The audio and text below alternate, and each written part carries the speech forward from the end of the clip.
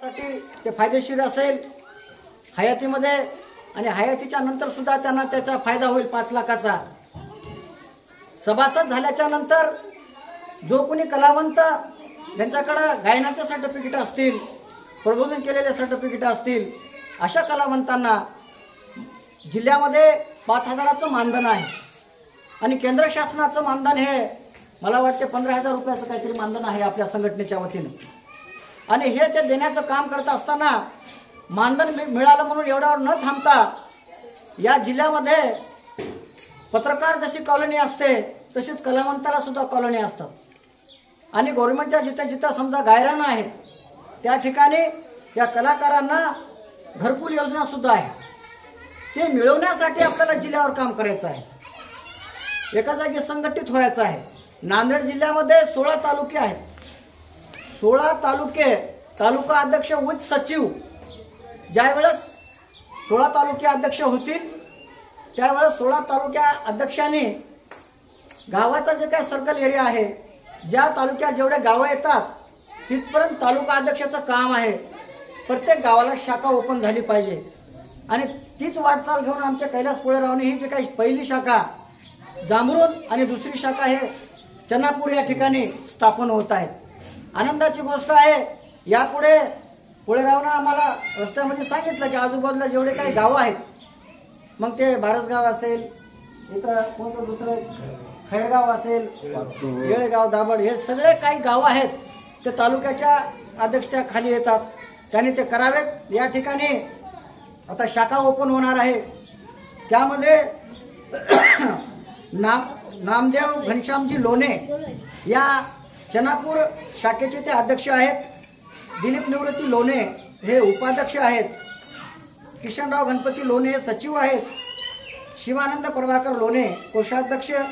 बालाजी मल्लू जंगिलवाड संघटक आहेत। भीमराव मारुती खुपसे सहसचिव आहेत। नागनाथ गंगाधर पांचाळ सदस्य। बालाजी लच्छाजी जंगिलवाड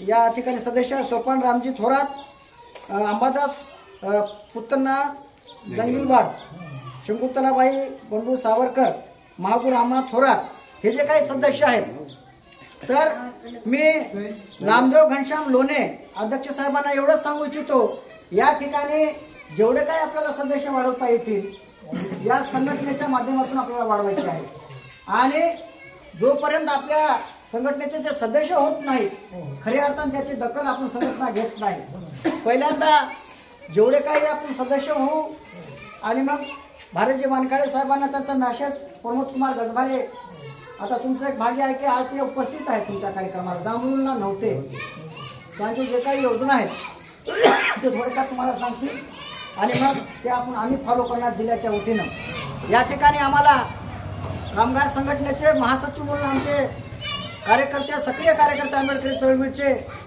आज काँग्रेसचे जे जरी समजा प्रवक्ते असला तरी तिथं ठासून बाबासाहेब सांगणारे हा पहिला कार्यकर्ता तिथं आहे। आज तिथं जे काही लोकांवर अन्याय होतो, जे काही आमच्या नांदेड जिल्ह्यामध्ये आम्ही कार्यकर्ते पाहतो, एका काळी एका साहेबाला बघत त्याचे दिवस जात गेले, पण आज खऱ्या अर्थानं या काँग्रेस पक्षामध्ये काम करण्याची संधी मिळालेली आहे आणि तेच त्या ठिकाणी आमचे मार्गदर्शक म्हणून आमच्या कार्यकर्त्याचे म्हणून ते काम करतात आणि आमच्या सांस्कृतिक मंत्रालय विभागाच्या पाठीमागे ते खंबीरपणे उभे आहेत। त्यांच्या माध्यमातून अनेक आम्हाला या ठिकाणी शाखा ओपन करायच्या आहेत। मी लोणे साहेबांना विनंती करतो की साहेब, या ठिकाणी जे काही गावं सर्कल आहेत त्यांचे सभासद तुमच्या माध्यमातून आमच्या या सांस्कृतिक विभागाला मिळतील अशी अपेक्षा करतो आणि या ठिकाणी माझं जे काही प्रस्तावना आहे त्या ठिकाणी थांबवतो। त्यानंतर या पुढील कलावंताची या ठिकाणी निवड होईल आणि तालुका अध्यक्ष पोळेराव साहेब, उपाध्यक्ष चिंतोरे साहेब, महाराष्ट्र प्रदेश अध्यक्ष प्रमोद कुमार गजभारे हे सर्व या ठिकाणी महामानव जे काही बसलेले आहेत यांच्या सर्व उपस्थितीमध्ये त्यांना नियुक्तीपत्र आम्ही प्रदान करणार आहोत।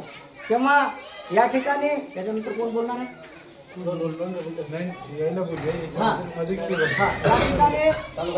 तालुका अध्यक्ष पोळेराव यांना फक्त आव्हान करायचं आहे, भाषण वगैरे काय करायचं नाही, किंवा पुढील या संघटनेत काय फायदे आहेत आणि सभासद का व्हावं आणि पुढे आपलं वाटचाल कशी राहील एवढ्यावर